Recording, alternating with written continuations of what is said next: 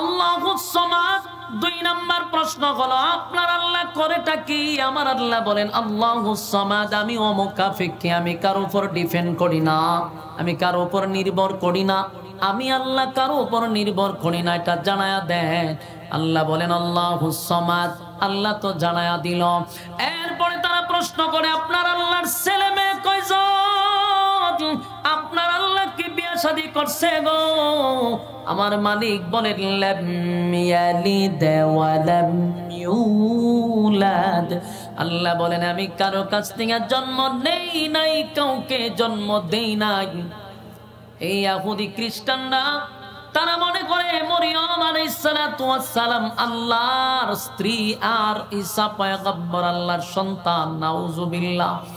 রব্বে কারীম স্পষ্ট জানায় দিলাম ইয়ালিদ ওয়া লাম ইউলাদ, আমি আল্লাহ কারো কাছ থেকে জন্ম নেই নাই, কাউকে জন্ম দেই নাই।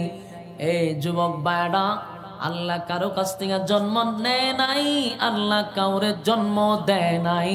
বেঈমানদের প্রশ্ন ছিল 3 নাম্বার, এটার উত্তর পাওয়া গেছে।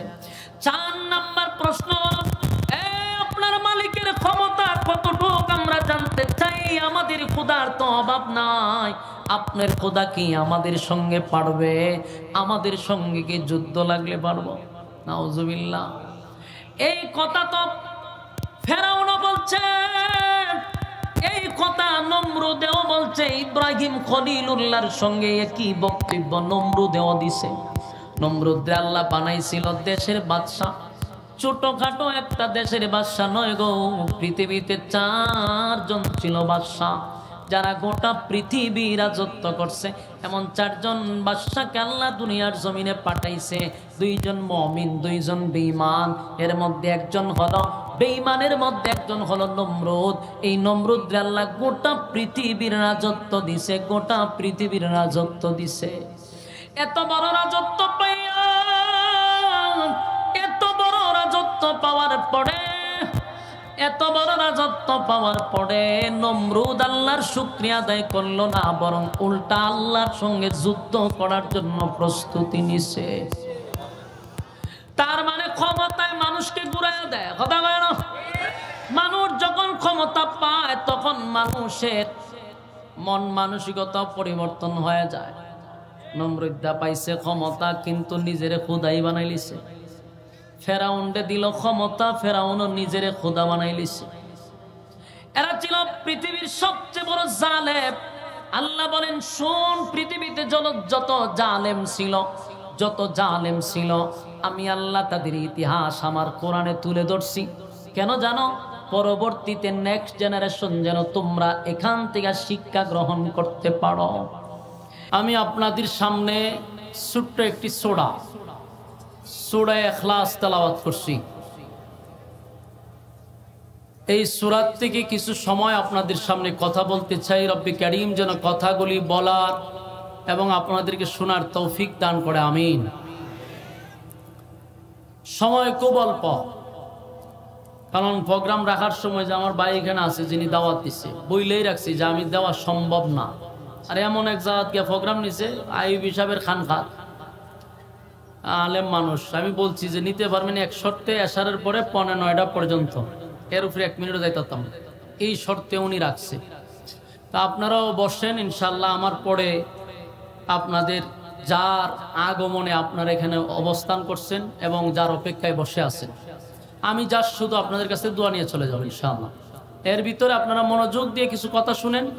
মন খারাপ হয়ে গেছে, বেডে বলে মিলে নাই, এ প্রথমেই মাইকটা খারাপ করছে, আওয়াজটা মূলতই কোনো মজার কোনো আওয়াজই করে নাই। আওয়াজটারে কি যে করে তুই সেটা আল্লাহ ভালো জানে। আমি যে সূরা তেলাওয়াত করছি দেখেন, কোরআনে 114 সূরা আছে। এই 114 সূরার মধ্যে আপনি দেখেন, কথা না বলি ভাই, আর বইলা লাভ নেই, অনর্থক সময় নষ্ট হবে। আর কথা না বলি, যেভাবেই হোক মনোযোগ দিয়ে কথাগুলি শুনি। কোরআনে কয়টা সূরা আছে? 114 সূরা। এর মধ্যে 2টা সূরা আছে একটা সাবজেক্টের উপরে আলোচনা।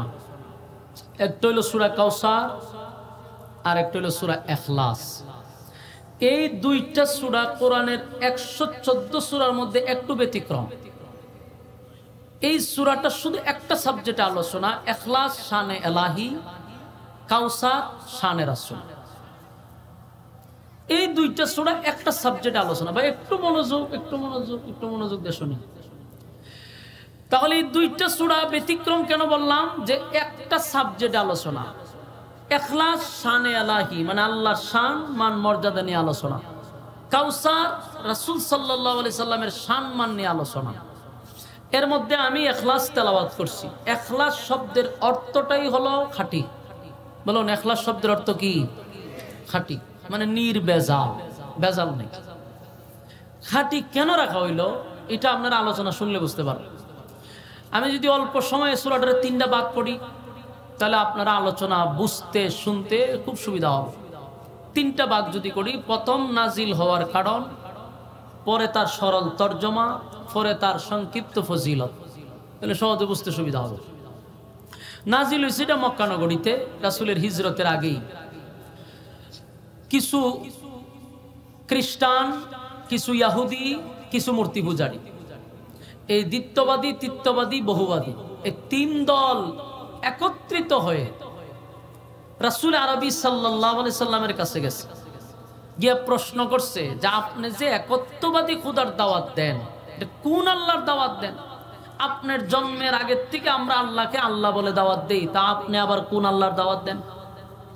প্রশ্ন কারে কে করে? ইহুদিরা, খ্রিস্টানরা, মূর্তি পূজারীরা। প্রশ্ন কারে করে? আপনারা গাজীপুরের মানুষ, ময়মনসিংহের লোক আছেন নি কেন? থাকলে এরা বাদে বাকি যারা ময়মনসিংহ ছাড়া এরা আওয়াজ দিবেন, কারণ ময়মনসিংহের এরা আগের থেকে সমস্যা, এরা আওয়াজ দেয় না। আর বেশি করলে হুজুর আপনি কন, তে আমি এর ব্যাপারে সাথে উঠা বসা হয়তো আমি বুঝি, এরা জীবনে আওয়াজ দিত না। কেতকুতানে দিলে 3 দিন পরে এরা হাসি দেয়। তাহলে বাকি যারা ডাহায়া থাকেন আল্লাহর রাস্তায় একটু হ্যাঁ না ঠিক বেঠিক বলবেন নি, অন্তত পক্ষে আপনারা পিকআপ দেন। অন্তত আপনারা যদি আওয়াজ দেন তো আমার আওয়াজ বাড়িব। মাইকে আওয়াজ দেও কার না দো, আপনারা তো আওয়াজ দিতেইব, তাহলে আমার আওয়াজ বাড়িব। সময় নাই, মাশাআল্লাহ মাশাআল্লাহ। এই সূরার নাজিল হইল কেন এটা আমরা আগে শুনি। 3 দল গেছে কার কাছে? রাসূল আরবী সাল্লাল্লাহু আলাইহি সাল্লামের কাছে। গিয়া বলতেছে যে আপনি যে খোদার দাওয়াত দেন উনি আবার কোন রব, যারে আপনার জন্মের আগে আল্লাহ বলে ডাকি, আপনি আবার কার দাওয়াত দেন? 3 দল মিল্লা রাসূলকে প্রশ্ন করতেছে। তো রাসূল সাল্লাল্লাহু আলাইহি সাল্লাম শুধু তাদের কথাগুলি শুনতেছিল। এর মধ্যে তারা প্রশ্ন করছে আপনার আল্লাহর ডিটেইলস পরিচয় আপনারা দেন, এবং আল্লাহ কতজন আছে আপনার, আপনার আল্লাহর সাথী সঙ্গী কতজন, বাহিনী কতজন, যোদ্ধা কতজন, এটি আগে আপনারা বলেন, দেখি আমরা আপনার আল্লাহর সাথে ভাড়া যায় কিনা। নাউজুবিল্লাহ। খুব খেয়াল করবেন, 3 দলে মিল্লা প্রশ্ন করতেছে। প্রথম দল বলতেছে যে আপনি যে আল্লাহর দাওয়াত দেন এই আল্লাহর সংখ্যা কতজন, আমরার থেকে কম না বেশি? এরপরে প্রশ্ন করলো আপনার আল্লাহর কাজ কি, উনি কি করে খায়, কেমনে চলে, এগুলো বলেন। 3 নাম্বার হলো আপনার আল্লাহ বিয়া শাদী করছেনি, বাচ্চা কাচ্চা আসেনি, ছেলে মেয়ে কতজন, এটা বলেন। 4 নাম্বার হলো আপনার আল্লাহর শক্তি কি পরিমাণ, সেটা বলেন। বলুন কে কারে প্রশ্ন করে? বেঈমানরা রাসূলকে প্রশ্ন করতেছে। 3 দল, ইহুদি, খ্রিস্টান, মূর্তি পূজারী। রাসূল সাল্লাল্লাহু আলাইহি সাল্লাম তো নিজের থেকে কিছু বলে না। বলুন নিজের থেকে কোনো কথা বলে? বলেন। তো বসে রয়েছে এরার এই বিতর্কিত প্রশ্নে আল্লাহ তখন তাদের দাঁত ভাঙ্গা জবাব দেওয়ার জন্য এই ঘটনারে কেন্দ্র কইরা আল্লাহ তখন আমার তেলাওয়াতকৃত কমপ্লিট সূরা সূরা ইখলাস আল্লাহ নাজিল করে। এই কারণে নাজিল হয়েছে। এখন বুঝছেন নাজিল হওয়ার কারণ কেন নাজিল হয়েছে? এরার বিতর্কিত প্রশ্নের কারণে আল্লাহ সূরা ইখলাস নাজিল করছে। এবং এই ইখলাস সূরাটার নামই হলো খাঁটি। কারণ খাঁটি কেন? প্রথম আলোচনার শুরুতে বোঝার চেষ্টা করেন নাজিল করে আল্লাহ কি বলে। আল্লাহ প্রথমেই বলে কুল হুয়াল্লাহু আহাদ। প্রথম নাজিল করেই বলে কুল হুয়াল্লাহু আহাদ। নবী আপনি বলুন আমি আল্লাহ একক। সুবহানাল্লাহ। আমি আল্লাহ একক, অদ্বিতীয়, আমার কোনো সাথী নাই, সঙ্গী নাই, ইলাহ নাই। আপনি কইয়া দেন, আর বইলা দেন। কারণ তারা যে আল্লাহরে আল্লাহ বলে, আর মুমিন মুসলমানরা যে আল্লাহকে আল্লাহ বলে, এই আল্লাহ বলার মধ্যেও হেদের বলার মধ্যে বেজাল আছে, আমরার বলার মধ্যে বেজাল নাই। কেন বেজাল আছে? আমরার মধ্যে বেজাল নাই কেন? কারণ তারা আল্লাহকে আল্লাহ বলে ঠিক, কিন্তু আল্লাহকে এক আল্লাহ বলে বিশ্বাস করে না। আমাদের আশেপাশে হিন্দু লোক থাকলে জিগায়েন, এরাও কয় কি তাকে উপরওয়ালা তো একজন আছে, এটি কিন্তু কয় সব সময় উপরওয়ালা একজন আছে, একজন আছে এটা বিশ্বাস করে, কিন্তু একজন এটা আমাদের মতো বিশ্বাস করে না। এরা মনে করে একজন উপরে আছে, বাকি উনার সাথী সঙ্গী যারা দুনিয়াতে আছে এরা প্রত্যেকের পিছন দিয়ে একটা করে লাঠি ঢুকায় রাখছে। কথা বুঝেন নাই? ওই উপর আল্লাহ যিনি আছে উনারা তো ধরতারে না, নিজের হাতে যেটি বানাইছে এরা মনে করে এরা হইলো ওই আল্লাহর সাথী সঙ্গী, এলে এরা জায়গা মতো খুদা বলতে বাঁশ দিয়া রাখছে। আমি দেখছি বাঁশটা কোন জায়গা দিছে, জায়গা মতো বাঁশ দিয়া রাখছে। এরকম 360 জন আছে বাঁশওয়ালা খোদা। এই 360 জনকেও আল্লাহর সাথী সঙ্গী মনে করে মূর্তি পূজারীরা। আর ইহুদিরা তারা 2 খোদা বিশ্বাসী, খ্রিস্টানরা মানে 3 খোদায় বিশ্বাসী। আর মুমিন ইমানদার আমাদের রব কয়জন? আমরা একজন রবের সাথে কোনো সাথী সঙ্গীও মানি না, উনার কোনো ইলাহ নাই, উনার কোনো সঙ্গী নাই, শরীক নাই, উনি এক, অদ্বিতীয়।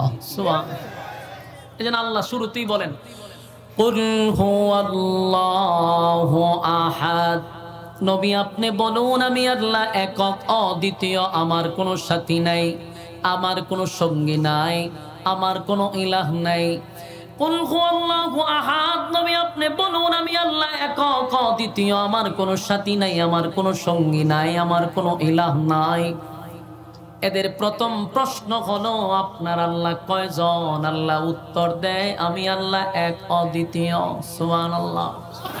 এই জন্য আমাদের ঈমান আর আকীদা হলো আমাদের রব একজন, আমাদের রব একজন, যার কোনো সাথী নাই, যার কোনো সঙ্গী নাই।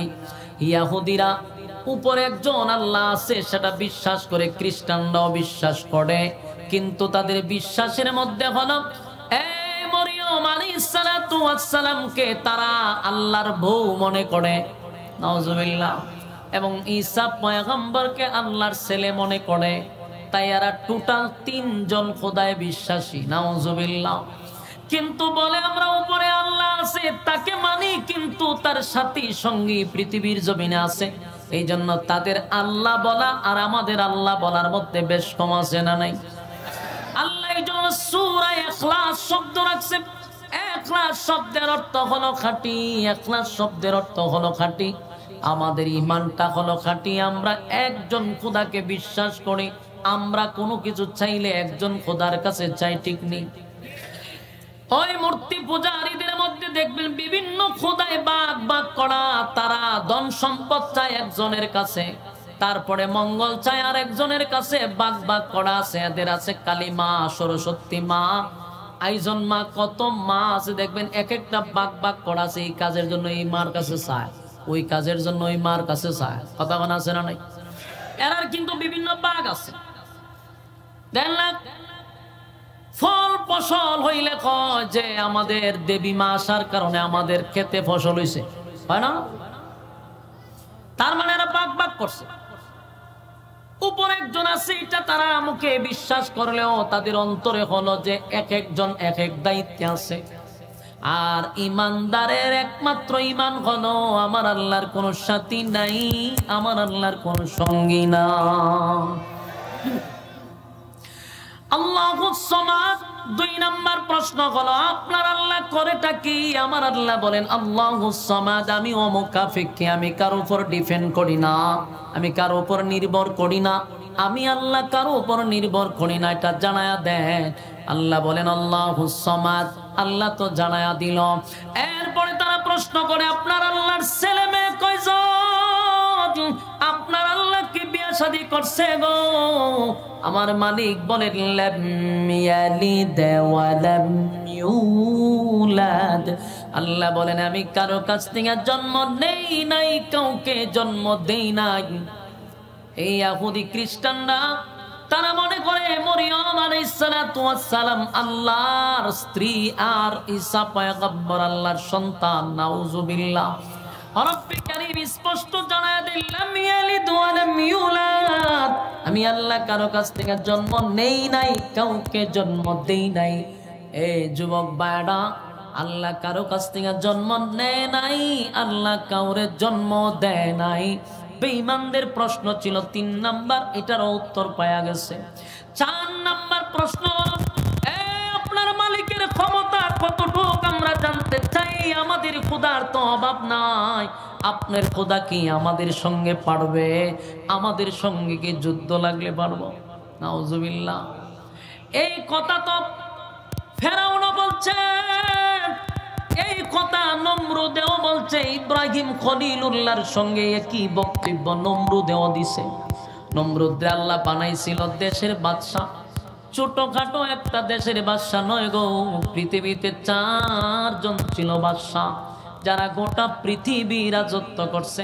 এমন 4 জন বাদশাকে আল্লাহ দুনিয়ার জমিনে পাঠাইছে। 2 জন মুমিন, 2 জন বেঈমান। এর মধ্যে একজন হলো বেঈমানের মধ্যে একজন হলো নমরুদ। এই নমরুদ আল্লাহ গোটা পৃথিবীর রাজত্ব দিছে, গোটা পৃথিবীর রাজত্ব দিছে। এত বড় রাজত্ব পাইয়া,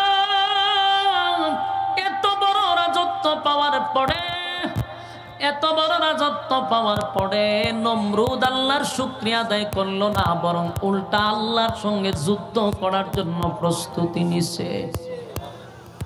তার মানে ক্ষমতায় মানুষকে ঘুরাইয়া দেয়, কথা বলে না? মানুষ যখন ক্ষমতা পায় তখন মানুষের মন মানসিকতা পরিবর্তন হয়ে যায়। নমরুদ পাইছে ক্ষমতা, কিন্তু নিজেরে খোদাই বানাই লিছে। ফেরাউনকে দিল ক্ষমতা, ফেরাউনও নিজেরে খোদা বানাই লিছে। এরা ছিল পৃথিবীর সবচেয়ে বড় জালেম। আল্লাহ বলেন শোন, পৃথিবীতে যত জালেম ছিল, যত জালেম ছিল, আমি আল্লাহ তাদের ইতিহাস আমার কোরআনে তুলে ধরছি। কেন জানো? পরবর্তীতে নেক্সট জেনারেশন যেন তোমরা এখান থেকে শিক্ষা গ্রহণ করতে পারো। এরপরও যদি শিক্ষা গ্রহণ না করো গো, তাহলে ফেরাউন রে যেমন সুবায়া মারছি, নমরুদ রে যেমন জুতা দা ফিডায়া মারছি, শিক্ষা গ্রহণ না করলে জুতার বাড়ি কিয়ামত পর্যন্ত চলতেই থাকবে। কথা হয় না? ফেরাউন রে জুতা দা বাইরেছে না, সুবায়া মারছে, আর নমরুদ রে জুতা দা ফিডাইছে। এখনো যারা শিক্ষা গ্রহণ করবা না, তাদের মতো জুলুম করবা, তাদের মতো মানুষের অধিকার নষ্ট করবা, তাদের মতো মানুষকে তোমরা কারণে অকারণে নির্যাতন করবা, মানুষের হক নষ্ট করবা, ক্ষমতার অপব্যবহার করবা, আল্লাহ কয় জুতা কিন্তু রেডি রাখছি। সম্মানের মালিক কে? এই ইজ্জত দেনওয়ালা কে? আল্লাহ বলেন ইজ্জতের মালিক আমি, বেজ্জতিও কিন্তু আমি করি গো। ইজ্জত দিয়া যখন মালিক আমারে চেয়ারে বসাইল, শুকরিয়া আদায় করা দরকার। আল্লাহ চেয়ার আমি বসতে পারছি, চেয়ারে বৈশা যদি আমি ক্ষমতা দেখাইয়া ক্ষমতার অপব্যবহার করি, আল্লাহ কয় বেজ্জতিটাও কিন্তু আমার হাতে। যা ইতিমধ্যে আপনারা দেখছেন, আল্লাহ দেখায়নি, মালিক কিন্তু দেখায়। যুগে যুগে আমাদেরকে বারবার বলছে শোন, তোরা শিক্ষা গ্রহণ কর। এমনকি জালেমের ব্যাপার আল্লাহ কসম করছে 4টা। জোরে কোন কয়টা? জালেমদের ব্যাপারে 4টা কসম করছে। ওয়াসসামাই যাতিল বুরুজ, আল্লাহ কয় নক্ষত্রের কসম, তারকার কসম। আল্লাহ বলেন দুর্গ বিশিষ্ট আকাশের কসম, ওই যে আমরা দেখি আকাশ, এই আকাশের কসম, তারকার কসম করছে আল্লাহ। ওয়াসসামাই যাতিল বুরুজ ওয়াল ইয়াউমিল মাউউদ, পরকালের কসম, যেদিন আল্লাহ বিচারক হবে সেই দিনের কসম, যেদিন আমাদের আমলনামা আমাদেরকে দেখানো হবে সেই দিনের কসম, যেই দিন বদলা নেওয়া হবে সেই দিনের কসম। ওয়াল ইয়াউমিল মাউউদ। এরপর আল্লাহ বলেন ওয়াশাহিদিন ওয়া মাশহুদ। এই আয়াতে দুইটা কসম, প্রথম দুই আয়াতে দুই কসম, এই আয়াতে দুইটা কসম, ওয়াশাহিদিন ওয়া মাশহুদ, দুইটা কসম। আল্লাহ বলেন ইয়াউমুল জুমআ, জুমার দিনের কসম, ইয়াউমুল আরাফা, আরাফার কসম, যে দিনটা মানুষের কাছে ঘুরে ঘুরে বারবার আসে সেই দিনের কসম। তাহলে রব্বি কারীম চারটা কসম করলো। কেন চারটা কসম করলো? কুতিলা আসহাবুল উখদুদ, চার কসম করে রব্বি কারীম বলে বাংলা শুন, চারটা কসম কেন রব্বি কারীম বলেন কুতিলা আসহাবুল উখদুদ, চারটা কসম করে আল্লাহ বলেন আমি আল্লাহ বলছি গর্ত খননকারীর উপরে আমি আল্লাহর অভিশাপ। গর্ত খননকারী মানে হলো জালেমদের প্রতি আমি আল্লাহর অভিশাপ। বলুন জালেমদের প্রতি অভিশাপ কার? আরো জোরে। পৃথিবীতে কোন জালেম জালেমের শাসন করে কেউ টিকে থাকতে পারে নাই। আল্লাহ তাদেরকে যুগে যুগে ধ্বংস করে দিছে, যুগে যুগে তাদেরকে অত্যাচার যারা করছে আল্লাহ যুগে যুগে চরম পর্যায়ের বেইজ্জতি করছে।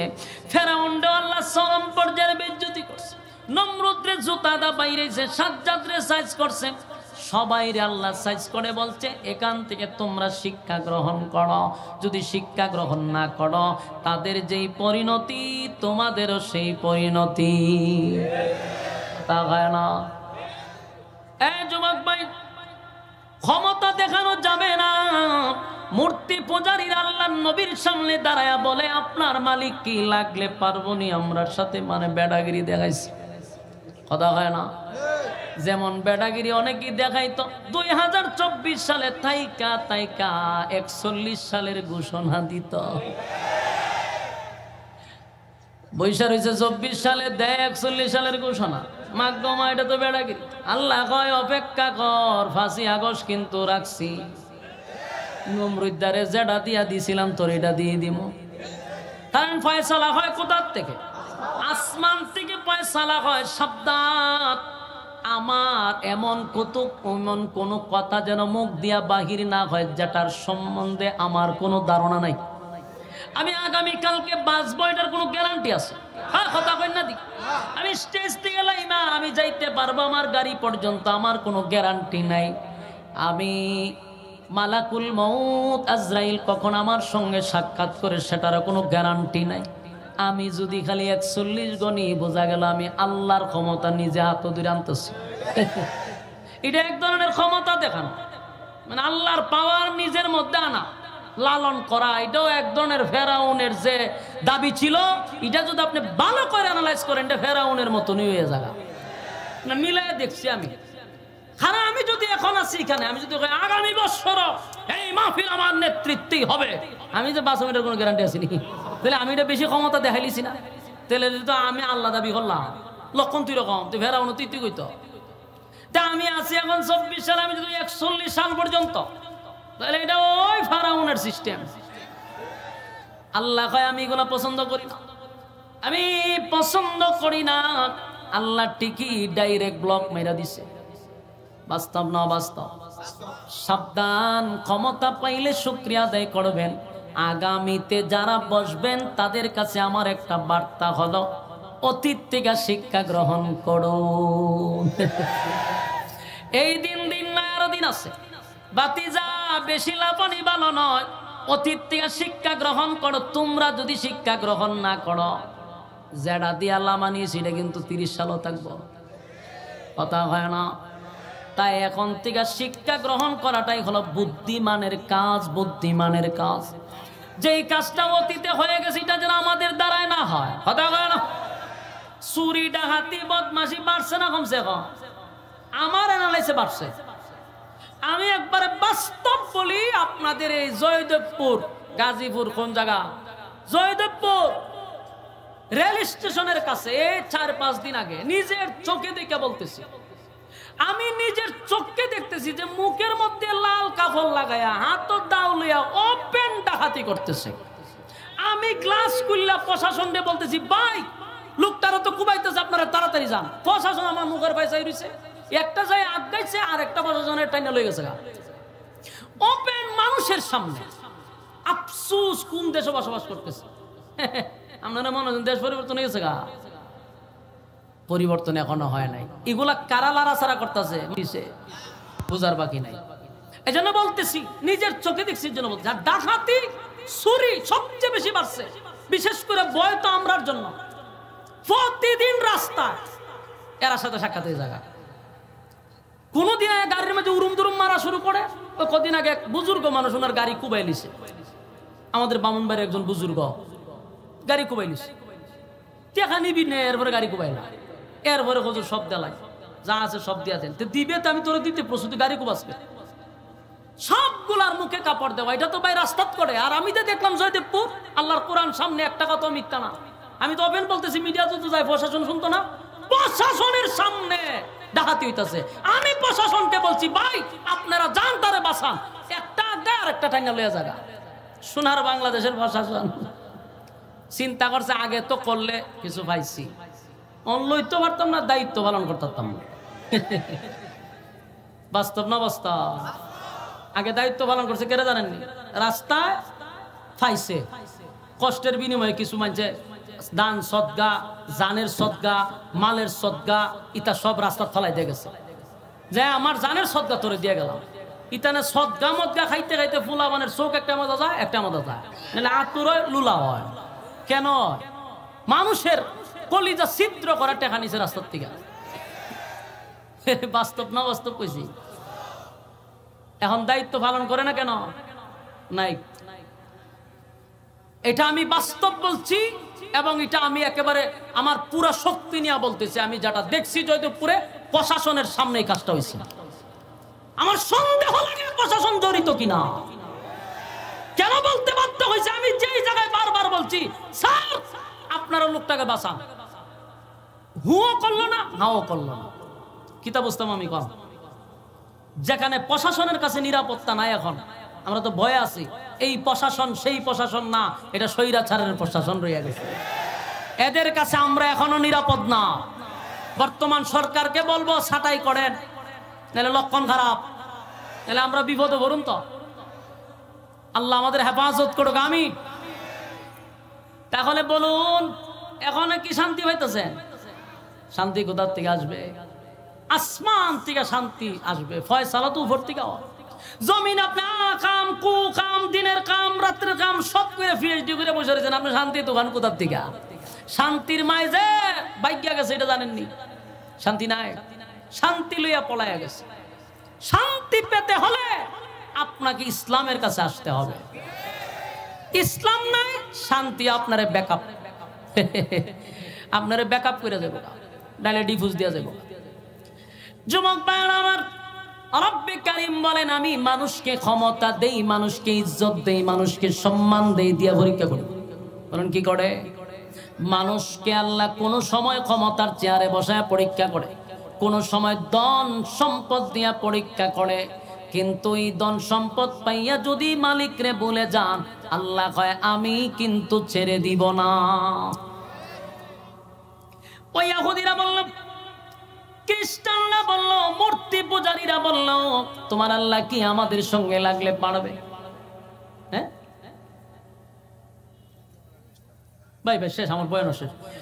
আল্লাহ রাব্বুল আলামিন বলেন, রব্বে কারীম বলেন, ইহুদিরা যেই প্রশ্ন করলো, খ্রিস্টানরা যেই প্রশ্ন করলো, আপনার আল্লাহ ক্ষমতা কতটুক, সেই কথা তো নমরুদে বলছে, এখন মূর্তি পূজারীরা কয়। আল্লাহ কয় তৃতীয় শেষ আয়াতে আল্লাহ বলেন, ওয়ালাম ইয়াকুল লাহু কুফুয়ান আহাদ। শেষ আয়াতে রব্বে কারীম বলেন, ওয়ালাম ইয়াকুল লাহু কুফুয়ান আহাদ। তারা বলে আমার শক্তি কেমন জানায়া দেন, আমার সমতুল্য, আমার সমকক্ষ কেউ নাই, আমার সমতুল্য কেউ নাই, আমার সমকক্ষ কেউ নাই। যুবক ভাইরা দিলের কান লাগায় শুনেন, কথা বললেন না, এক কথাগুলি মনোযোগ দিয়ে শুনেন। আল্লাহ শেষের আয়াতে বলেন আমার সমকক্ষ কেউ নাই। তাহলে আবার চিন্তা করেন, প্রথম প্রশ্ন আপনার আল্লাহ কয়জন? দ্বিতীয় প্রশ্ন আল্লাহ আপনার আল্লাহ কি করে? তৃতীয় প্রশ্ন আপনার আল্লাহ বিয়া শাদী করছেনি? তৃতীয় প্রশ্ন হলো আপনার আল্লাহ ক্ষমতা কতটুকু? কয়টা প্রশ্ন? 4টা। আল্লাহ একটা একটার উত্তর দেয়। কুল হুয়াল্লাহু আহাদ, নবী আপনি বলুন আমি আল্লাহ একক, অদ্বিতীয়, আমার কোনো সাথী সঙ্গী নাই। আল্লাহুস সামাদ, আমি অমুকাফিকি, আমার কোনো, আমি কারো উপর ডিপেন্ড করি না, কারো উপর নির্ভর করি না, কুল কায়নাত আমার উপরে ডিপেন্ড করে। 3 নাম্বার হলো আল্লাহ জানায়া দেয় লাম ইয়ালিদ ওয়া লাম ইউলাদ, আমি কারো কাছ থেকে জন্ম নেই নাই, আমি কাউরে জন্ম দেই নাই। 4 নাম্বার হলো ওয়ালাম ইয়াকুল লাহু কুফুয়ান আহাদ, আমার সমকক্ষ, আমার সমতুল্য কেউ নাই। সুবহানাল্লাহ। তাহলে আমরা সূরাটারে কয় ভাগে ভাগ করছিলাম? 3 ভাগে। বুঝলা লাইছে কয় ভাগে? 3 ভাগের 2 ভাগ কিন্তু আলোচনা শেষ। প্রথম হলো তার নাজিলের কারণটা আপনাদেরকে বললাম, সরল তরজমাটাও আপনাদেরকে শোনায়া দিলাম। এখন আসুন তার সংক্ষিপ্ত ফজিলত। বলুন কি ফজিলত জানার দরকার আছে। এখন আসুন ফজিলত। এই সূরাটা বড় ছোট, 4টা আয়াতে সূরাটা কমপ্লিট। কিন্তু সূরাটা ছোট, কিন্তু এই সূরার এত পাওয়ার, এত পাওয়ার, এত পাওয়ার। যেই সময় নাজিল হইছে একজন সাহাবী চিৎকার দেয়ার বলে জয় হোক আমার আল্লাহ, চিৎকার শুরু করছে, এমন ভাবে চিৎকার শুরু করছে আর বলে এত নেকি কোথায় রাখবো, এত নেকি কোথায় রাখবো। সাহাবায়ে কেরাম লোকটারে তাফা দিয়া দইরা কয় বেড়া চিল্লাস কেড়ে, হয় আমার চিল্লানো বুঝবা না, দইরা তারে লইয়া গেছে রাসূলের কাছে, হুজুর এই লোকটা খালি চিল্লায়। আল্লাহর নবী বলেন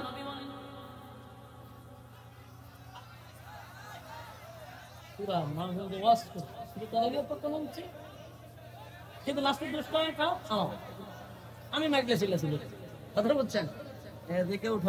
আমাদের এই সমস্যাটা মিডিয়া গুলো এমন ভাবে প্রচার করে যে দোষ আমার। আমি তো দুঃখিত হই কমিটির কারণে, যে কমিটি এত কষ্ট করে মাহফিলটা করে, এদের কারণে মাহফিল দল, কিন্তু এরা উপস্থাপন করে আমার ভিন্ন।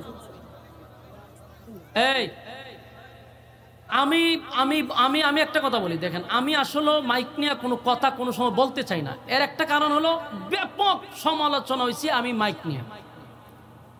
কারণ আমার প্রশ্ন হলো আমি যে কথাগুলি বলি এটা কি আমার স্বার্থে বলি না আপনাদের স্বার্থে বলি?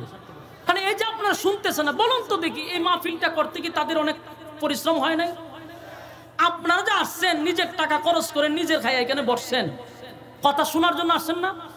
এখন যদি আপনাদের কানে আওয়াজ না যায়, আমি যদি এটা বাধা দিই, বলি মাইকলার একটু শাসন করি, এখন সারা দেশে প্রচার হয় আমি মাইক নিয়ে খুব ঝগড়া করি আর আমার ইচ্ছা মতো গাইলে মানছে, অথচ আমি কিন্তু কমিটির দরদি হইয়া কথা বলি। আর মাইক ভালো না হইলে হয়তো আমি শিক্ষার বেশি দিতাম না, এটাই তো, কিন্তু ওয়াজ তো করতাম, এটা আমার তো কোনো সমস্যা না, কিন্তু সমস্যাটা দিলে আপনাদের। এই যে সাউন্ড হইতেছে না, আমি ঠিকই ওয়াজ, আমি ওয়াজ করে আমি বুঝি না। আমি মাইকের ব্যাপারে বাংলাদেশের সবচেয়ে বেশি বিশেষজ্ঞ, এটা জানেন? আমি আওয়াজ শুনলে বলতে পারি কোন মাউথ দিয়ে এটা চলতেছে, কোন মিশিং এ চলতেছে, এতটুকু অভিজ্ঞতা আমার আছে। কিন্তু আমি এখন বলি না কেন, বললে হয় হ্যাঁ মাইক লিয়ে চিল্লাচিল্লি করে, ও মাইক সাথে লইয়া আইবেন আপনি কেন? সারা দেশে চিল্লাচিল্লি করলে আমার দেখে ওয়াজ করে লইলে মাইক তো আমি প্রতিদিন ভালো পাই, মাঝে মধ্যে 1-2টা এর মতো এরম হয়। সারা দেশে যদি এর মধ্যে তো আমার কেউ ওয়াজ দাওয়াত দিত না।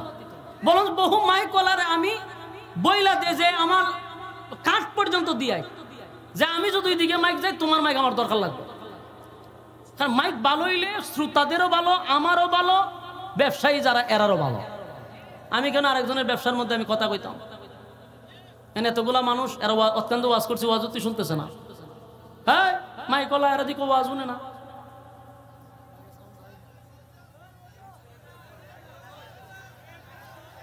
আমিও তখন কইছিলাম ওখানে ওয়াজ করতেছি, আও ভাই শেষ করে দিলাম, আমার আমার আমার আমার খামখান শেষ করে দেন আল্লাহর রাস্তে। বল আমার বহুত দূর যাইতে হইব, বল আমি এখানে যদি ইতা কইয়া চিল্লাচিল্লি করি পরে হইবেন হুজুর ওয়াজের সময় আছে গা। সাবধান, আমি 1টা মিনিটও নষ্ট করতে চাই না। বসেন বসেন, আমার সময় কিন্তু অলরেডি শেষ, এখন যা করতেছি এটা বোনাস। বসেন, মনোযোগ দিয়ে শুনেন। তাহলে বলুন প্রশ্ন কয়টা ছিল? উনি পিছনে মাতুন না দি হয়তো এরা না করে, উনি না। কপাল খারাপ, কপালে তাপা দেন, বলে কপাল খারাপ আমরা, সকল দোষ খালি আমার। কয়টা পিছনে রাখো, কটা কইন আর 2টা কইন, আমরা তো জানি না। ওয়াজুতিও নেই। চিন্তা করছেন এই যে আবেগগুলা সব নষ্ট করছে। যেই পরিমাণ মাইক লাগাছে মাঠটা কাঁপতো আছে, আর আমি খালি ছক্কা চার মারতাম আসলাম। তখন তো সিঙ্গেল লই আমি কুলাইতে পারতাছি না, আমি তো ছক্কা চার মারলাম ওই লেখানি। কপাল খারাপ আপনারা। এরপরে শুনেন, শেষ করি। কিছু শোনা যায়নি, আচ্ছা কিছু শোনা গেলে আমি শেষ করি। প্রশ্ন করছিল কয়টা, উত্তর 4টা পাইছিনি।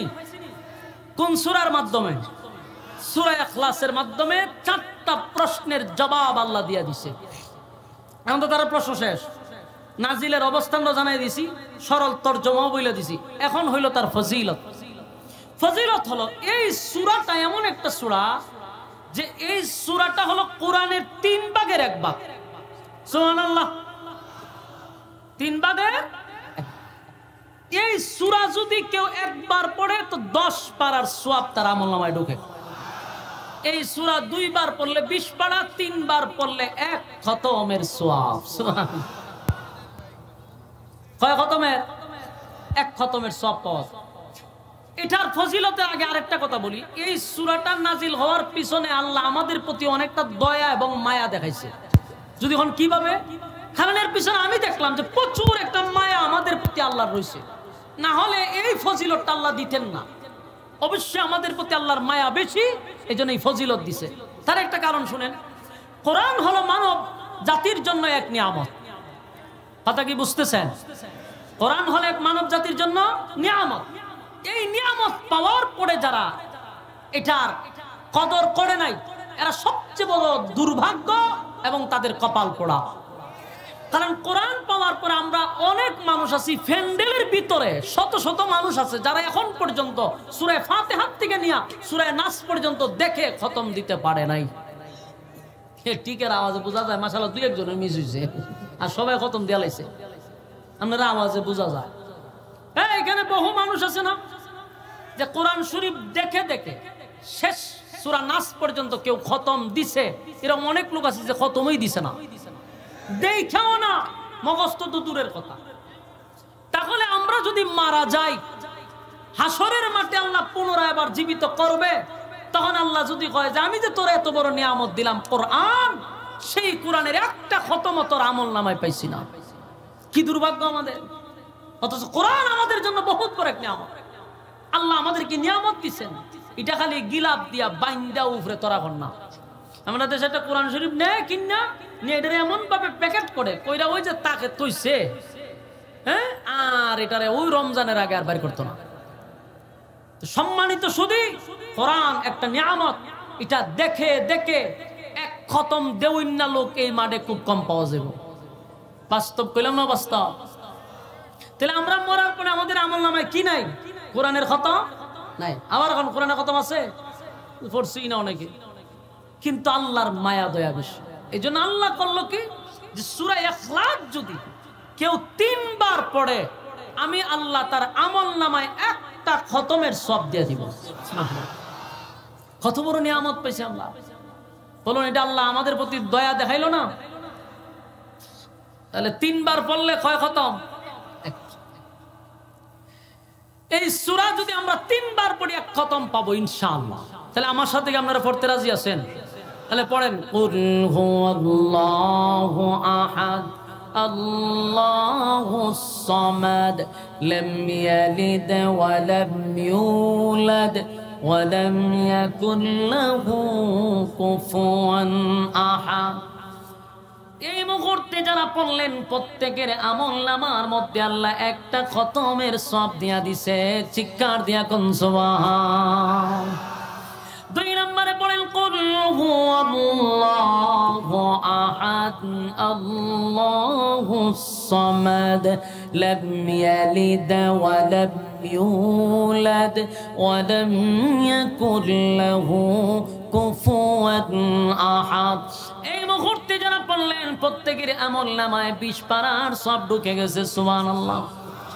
পড়ুন, কুল হুয়াল্লাহু আহাদ আল্লাহুস সামাদ লাম ইয়ালিদ ওয়া লাম ইউলাদ ওয়া লাম ইয়াকুল লাহু কুফুয়ান আহাদ। মুহূর্তে যারা আমার সঙ্গে পড়লেন, আল্লাহর কসম এই মুহূর্তে আমার সঙ্গে যারা পড়ছে প্রত্যেকের আমলনামায় একটা খতমের সওয়াব আল্লাহ লিখে দিয়েছে। আমার যুবক ভাইরা, আমি চ্যালেঞ্জের সাথে বলতে পারি সচরাচর বাংলাদেশে মাহফিল হয় রে, কোন মাহফিলের মুসল্লিরা শ্রোতারা এক খতমের সওয়াব নিয়ে বাড়ি যেতে পারে না। বাস্তব বুঝি না? বাস্তব। ওয়াজ মাহফিল আইসা এক খতমের সওয়াব নিয়ে বাড়ি যাবে বহু দূরের কথা, আসার পরে আমরা হিংসার বিদ্বেষ নিয়ে বাড়িতে ফিরি। আইসা হয়তো বা কোনো ধরনের আরো দিলওয়ালা মানুষের কলবটার ফাতরের মতো শক্তি বাড়ি যায়। উচিত ছিল মাহফিলে আসার পরে আমার কলিজাটা যেন নরম হয়ে যায়, পাথরের মতো দিলটা নরম হয়ে যায়। এই জার্সি আরামের ঘুম হারাম করে আপনারা নরমাল বিছানায় বসছেন প্রচন্ড গরমের ভিতরে, আসার পরে যদি ন্যূনতম একটা সওয়াব না নিয়ে বাড়িতে যেতে পারলাম তাহলে আসার লাভটা কি? এই জন্য আমি আপনাদেরকে একেবারে চ্যালেঞ্জের সাথে বলতে পারি, আলেম ওলামারা এখানে বসা প্রত্যেকের আমল নামায় আল্লাহ এই মুহূর্তে একটা খতমের সওয়াব দিছে। তাহলে আমি প্রশ্ন করি, কেন যদি 1000 মানুষ হয় অথবা 5000 মানুষ হয়, কয়টা খতম হইল? 5000 খতম। 5000 মানুষ হইলে 5000 খতম। চিন্তা করছেন আপনি? আপনি কি একবার ভাবছেন 5000 খতমের সওয়াব এই মাঠে যদি থাকে, তাহলে মাহফিলটা যারা করাইছে শ্রমিকরা, এরার তো জীবন সার্থক। কারণ শ্রোতা সব এক খতমের সওয়াব নিয়ে বাড়ি যেতেছে। মাহফিল করায় সাকসেস, আপনারা বৈশা সাকসেস। আর আপনারা তো সবাই আমার সাথে পয়রা সব পাইয়া থাকেন, তাহলে আমিও এর একটা অংশীদার আছি। লাভ না লস? তাহলে 1 নম্বর হল আজকের মাহফিল আসার পরে একটা খতমের সওয়াব নিয়ে বাড়িতে গেলাম। এবার আসুনি, সূরা এখানে শেষ নয়, সূরার আরো ফজিলত আছে না নাই? আল্লাহ রাব্বুল আলামিন বলেন, এই সূরা যদি কেউ 5 বা 10 বার পড়ে, প্রতিদিন কমপক্ষে 10 বার, তাহলে আল্লাহ রাব্বুল আলামিন জান্নাতের ভিতরে তার জন্য একটা বালাখানা তৈরি করে দেয়। এই জান্নাতের বালাখানা, দুনিয়ার মানুষ একটা গুলশানের বাড়ির জন্য মানুষ বাড়ি দাঁড়ায়, বাড়ির জন্য বনানীতে বাড়ির জন্য মানুষ পাগল। আর আল্লাহ বলেন, জান্নাতে আমি তোর জন্য বাড়ি বানাবো, বিনিময়ে 10 বার সূরা ইখলাস পড়বি। আপনারা কইবেন, হুজুর আমি যদি দৈনিক 100 বার পড়ি তাহলে কতগুলা বাড়ি? আমি মরার আগ পর্যন্ত পড়লে এত বাড়ি আমি রাখবো কোথায়? ঠিক নেই? এই প্রশ্নগুলা করে মূলত আমাদেরকে নাস্তিকরা। আমারে করছি প্রশ্ন, আমারে প্রশ্ন করছে, হুজুর ওয়াজ করে গেছি খাইতাম কমিটি দিকে, ওয়াজ শেষ গেছি খানা খাইবার লেগে, কিন্তু ওয়াজের মধ্যে সব আল্লাহর ওলি, তাই না? কিছু নাস্তিকও বসা থাকে। এই নাস্তিকগুলো আবার কমিটির সদস্য থাকে, কোন জায়গাতে ফুস্টরের নামও থাকে। এরকম এক লোক আমার গেছি গায় বইয়া, আমি খানা খাইতে যার আমি ওয়াজ করে গিয়ে বইছি। আমার হুজুর 10 বার পড়লে কয়বার আল্লাহ বালা খানা দিবে? একটা বুঝি। আমার সন্দেহ লেগেছে যে এই প্রশ্ন তো রিপিট করতেছে, ঘটনা তো ভিন্ন। কতইলে আমি যদি দৈনিক 100 বার পড়ি, আমি 100 বার পড়লে 10টা বাড়ি ভেবে, কতইলে আমি যে মরার আগ পর্যন্ত পড়ি, বাড়িতে হুজুর ক্যালকুলেটারও দিয়ে বাড়ি করতে হইব। কি এত বাড়িতে কি হইব? এখন এরে আমি যদি কোরআন হাদিস দা যাই বুঝাইতাম, এত বিসমিল্লাহ পড়তে পারে না বালা বইরা, এই কোরআন হাদিস বুঝবো কিতা? আর নাস্তিকরা কোরআন হাদিস বুঝে কম, এরা যুক্তি বুঝে বেশি। এরা যুক্তি তাই না, ইসলাম কি যুক্তিতে চলে? যেমন এরা তো বুঝ দিতিব, তাই আমি খানা খাইতেছি, আমার কচুর অনেকবারই হয়ে গেল না, ভদ্রলোক খুব সুন্দর করে কথা বলতেছে। আমি আপনার কি কোনো সমস্যা বেশি বাড়ি হইলে? কোন এত বাড়ি? আচ্ছা চাচা আপনি কি করেন? আমার ঢাকাতে বিজনেস আছে। দেশের বাড়ি কোথায়? এখানে। এখানে কি আপনার বাড়ি আছে? হ্যাঁ, গ্রামের বাড়ি একটা আছে ঢাকাতে। ঢাকাতে আমার 2টা প্লট আছে। আপনার ছেলেগুলা বাহিরে থাকে। তা আমরা তো মানে মোটামুটি একজন ভালো মানুষ, ঢাকাতেও বাড়ি আছে, এখানে বাড়ি আছে। তাহলে মানুষ তো একজন, বাড়ি 3টা কেটে। হ্যাঁ, বাড়ি 3টা কা কোন এলো? আমার ছেলে মেয়ে আছে, বাড়িটা তো আপনি নেই, আমারই 3টা কা। 3টা তো লাগবে, ছেলে আছে, গ্রামের বাড়ি হিসাবে মাঝে মধ্যে বছর একবার আসি। আমার প্রশ্ন হলো, চাচা এটা তো বলতেছি না, আপনি তো মানুষ একজন, বাড়ি 3টা লাগে কা? বাড়ি একটা থাকবে। জান্নাত তো আপনার বাড়ি এতগুলো, এটা নিয়ে আপনি ক্যালকুলেটর হিসাব দিয়ে বাড়ি ভার নাম নেই। এখন আপনার আমি প্রশ্ন করি, আপনি দুনিয়াতে বাঁচবেন কয় বছর? সর্বোচ্চ আমরা সীমা রেখা 60 বছর। এক কথা কয় না? 60 বছর আপনি যে 3টা বাড়ি করলেন, আপনি তো বেশি টাকার মালিক না, এই জন্য 3টা করছেন। আপনি যদি শেখ হাসিনার পিএস এর মতো 400 কোটি টাকার মালিক হইতেন, আপনি বাড়ি কটা করতেন চাচা? আপনি আমার উত্তর দিন, কটা বাড়ি করতেন আপনি? আপনার টাকা যতটুক আছে অতটুক করছেন 3টা। যদি আপনি 400-500 কোটিটার মালিক হইতেন, আপনি বনানীতে করতেন একটা, গুলশান একটা করতেন, বাড়িধারা একটা করতেন, হরিরামপুরা একটা করতেন, এরপরে যেখানে ভিআইপি জায়গায় এখানে বাড়ি করা শুরু করতেন। এখানে শেষ, এরপরে যেতেন আপনি কানাডা, ওখানে বাড়ি করতেন, এরপরে যেতেন আপনারা জাতীয় জায়গা বেগমপাড়া, এখানে বাড়ি করতেন। আমার প্রশ্ন হলো, যারা 100 কোটি টাকার 1000 কোটি টাকার মালিক, এরার বাড়ি কি একটা দুইটা? এক কথা কয় না দি, এটা ডাকাইতে আছে 50টা 16টা বাড়ি। আমরার যে এসপি হারুন আঙ্কেলের বাড়ি কটা জানেন? অভাব নাই আঙ্কেলের বাড়ি। হাউন আঙ্কেল বাড়ির অভাব নাই। তাহলে হাউন আঙ্কেল কত টাকার মালিক? যেই পরিমাণ মালিক ওই পরিমাণ গড়। এর উপরে তো দেশও করতে চায় না, সুরারা তো জায়গা বাহিরে গিয়া গড় করে। এখন প্রশ্ন হলো, যতটুক টাকার মালিক ততটুক বাড়ি করছেন, টাকা যদি বেশি থাকতো বেশি বাড়ি করতেন। প্রশ্ন হলো, 60 বছরের জিন্দেগিতে আপনার 10টা 15টা বাড়ি যদি লাগে, আর জান্নাতে আপনার খালি শুরু হবে, এটার কোনো শেষ হয় নাই। আপনি কি কথা বুঝছেন আমার? 60 বছর সর্বোচ্চ সীমা রেখা। কারণ এখন আর 80-90তে হিসাব করে লাভ নাই। কারণ আগের মানুষ বেশি বাড়ছে, গুনাহ করছে কম, হায়াত বেশি। এখন আমরা গুনাহের করি পিএইচডি, হায়াত কম। তাই সর্বোচ্চ গড়ে গেলে 60। তো 60 বছরের হায়াতে আমরা বাড়ি করি 10টা 15টা, আর জান্নাতে ঢুকলে পরে আপনার খালি শুরুই বয়স, কিন্তু এটা শেষ হইতো না। আপনার বয়স যদি হয় 32, কোনোদিন আপনার বয়স আর 33 হবে না। আপনি কোনোদিন বৃদ্ধ হবেন না, আপনার চামড়া ডিল হবে না, যৌবন কমবে না। তাহলে আপনার খালি বয়স খালি শুরুই হবে, তাহলে আপনার তো শেষ নাই। তাহলে হায়াতের কোনো সীমা রেখা নাই। বাড়ি কয়টা দরকার? গেল একটা। দুনিয়াতে না বিয়া হলে 60টি করবেন, আর আকাম কুকাম করে বউ আরো বাড়াইলেন 8টা। আমি ধরে নিলাম এখানে বাংলাদেশ যেগুলো চলতেছে, হ্যাঁ, তো ধরলেন না 10টা বউ আপনার হয়ে গেল। 10টা বউয়ের 10টা বাড়ি। আর জান্নাতে আপনারা সর্বনিম্ন বউ দিব 72টা। আর নাম্বার ভাইয়া ফাঁস যদি বেশি করেন, তাহলে বউয়ের কোনো হিসাব নাই। তাহলে প্রতি বউ বাড়ি খটা লাগে। হ্যাঁ, মাথা পাতলার দলা কম। পরে মুরব্বীরে বইয়া খামুকিতে আমি খালি রেডি বুঝাইতেছি যে বিয়া কটা করছেন? কয়েকটা। তুই একটা দি তোর 2-3টা বাড়ি। তুই যদি বিয়া করেছ 100টা, তোর বউ যদি 100টা থাকতো, তুই বাড়ি ঘোড়া করলো লেখ। সব মিলে যখন কইছি, আমি কইছি এখন 10 বার না, এখন ডেইলি 100 বার ভরবেন।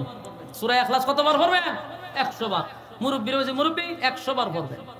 এরপরে ক্যালকুলেটর টিপ দিতে থাকেন, বাড়ি ঘোড়া দরকার। এরপর আপনার আরো বাড়ি দরকার। আর দুনিয়াতে আপনার গ্রামের বাড়িতে ছোট্ট একটা জায়গাতে আপনার বাড়ি। আর আল্লাহ কয়, আমি এক একটা মানুষকে জান্নাতে রাজত্ব দিব এই পৃথিবীর 10টা পৃথিবীর সমান। তোর বাড়ি তো হাজার হাজার কোটি কোটি বাড়ি দরকার, তোর কি হায়াত শেষ হইব কেন? এইগুলা নাস্তিকরা প্রশ্ন করে। নাস্তিকের আরেকটা প্রশ্ন শুনেন, শেষ করে লেতে যে প্রশ্নটা কইয়া। নাস্তিক যে প্রশ্ন করে, যে আপনারা বলছেন কবরে হবে আযাব, কবরে সাপে কামড়াইব, কবরে মারবো। কত কবর ভাঙ্গা দেখছি, জীবনে দেখলাম না কোনোদিন সাপ, কোনোদিন আগুন। এই প্রশ্ন করেনি? প্রশ্ন করে। কয় আমরা তো গুরুস্থানে যাই, গিয়া দিই কবর ভাঙ্গা, কিন্তু কবরের ভিতরে কোনো আগুনও দেখলাম না, মাইরও দেখলাম না, সাপও দেখলাম না। ওয়াজি ডিফাইন কর। বুঝতে পারছি যে শয়তানের খারাজিল কি। হ্যাঁ, যে শয়তানের খারাজিল কি বুঝতে পারছি। এর উত্তর কিন্তু কোরআন হাদিস দিলে হবে না। এ যে এইভাবে প্রশ্ন করছে, এইভাবে উত্তর দিবে। বোন চাচা, আমনে কালকে স্বপ্নে কি তা দেখছেন? কোন স্বপ্ন বলতে ইয়াদ থাকে না। আমি জীবনের একটা স্বপ্ন কোন কই, আমি স্বপ্নে একবার দেখছি যে এক জায়গায় আমি আমার পরিবার নিয়ে ঘুরাইতে গেছি। সেখানে খুব একটা সুন্দর জায়গা, আমরা কিছুদিন থাকছি। হ্যাঁ, স্বপ্ন অনেকগুলো শুনছি। আমি এর ধরার মতো একটা স্বপ্ন পাইতেছি না। পরে লাস্টে বললাম, চাচা, এক বেচারা ঘুমের মধ্যে স্বপ্নে দেখে সে পাশে একজন ঘুমে আর একজন জাগ্রত, দুইজন লোক একই কাছে, একজন ঘুমা একজন জাগ্রত। তো ঘুমের ব্যক্তিরা স্বপ্নে দেখে যে সে একটা বাগানের ভিতরে ঘুরতেছে, পিছন দিকে একটা ভয়ঙ্কর বাঘ তার উপরে আক্রমণ করার জন্য আসতেছে। হে ঘুমের মধ্যে চিৎকার মারা শুরু করছে। চিৎকার যখন মারা শুরু করছে, কাছের লোকটা হয়ে কান দেখা ঘুমের দ্বারা বয়ে বিয়া তেরে তাপা দিছে, হ্যাঁ কান্দোসকে। আবার ঘুমাইছে। কিছুক্ষণ পরে দেখে মন আনন্দে খালি হাসতেছে। তখন তুই হাসোস একবার, কান্দোস একবার, ঘুমের মধ্যে কারণটা কি? কয় বেটা, আমি স্বপ্নে দেখছিলাম একটা বাঘ আয় আমার দৌড়াইতেছে, এই ভয়ে আমি কাঁদছি। আর কিছুক্ষণ পরে যে হাঁটছি, আমি দেখি একটা হরিণ আমি দৌড়ছি তাপা দিয়া, খুশিতে আমি লাফাইতেছি। অন সজাগ লোকটাকে একটা শটকনা দিছি, দেখো ভাই ইসলামী করাস, তোর দ্বারে আমি বসা, আমি বাঘও দেখলাম না, হরিণও দেখলাম না, তুই বাঘ ধরে লাস, হরিণ ধরে লাস, মাথা বাতলাম তে আলাপ সালাপ। আচ্ছা বলুন তো দেখি, ঘুমন্ত ব্যক্তি যা দেখে জাগ্রত ব্যক্তি কি তা দেখতে পায়? কথা কই না দি? ঘুমের ব্যক্তিরা যা দেখতে পায় জাগ্রত ব্যক্তি কি সা দেখতে পাইব? হ্যাঁ, আপনার কাছে ঘুমায় ঘুমায় আমেরিকা গেছে গা, কিন্তু আপনি দেখতেছেন এ জায়গাতে ঘুমাইছে। মানে আপনি তো তা দেখবেন না, আপনি জাগ্রত, আপনি ঘুমান, আপনি দেখবেন। ঠিক তেমনি ভাবে মৃত ব্যক্তির সাথে যা হয় জিন্দা ব্যক্তি তা দেখতে পায় না। আমার কি বুঝতে পারছেন আপনারা? মৃত ব্যক্তির সঙ্গে যা ঘটে তা জীবিত মানুষ দেখতে পায় না, অনুভব করতে পারে না। নাস্তিকদের প্রশ্ন হলো মুসলমানকে আটকানোর জন্য। কতক্ষণ ঠিক? তাহলে বলুন, জান্নাতের ভিতরে 10 বার পড়লে কটা বাড়ি দিবে? 10 বার পড়লে জান্নাতি একটা বালাখানা বানানো হবে। কারণ আপনি ওই হিসাব করে না যে এত বাড়ি দেখি করুন, আপনি পড়তে থাকেন। এখন কি করতে থাকেন? প্রতিদিন কমপক্ষে 3 বার, এরপরে 10 বার, এরপরে 100 বার পড়তে রাজি আছি ইনশাআল্লাহ। কারা কারা রাজি হাত তুললা দেখায়া দেই। লিল্লাহে তাকবীর, লিল্লাহে তাকবীর। আল্লাহ আপনাদেরকে সহ আমারে সহ আমল করার তৌফিক দান করুক, আমিন।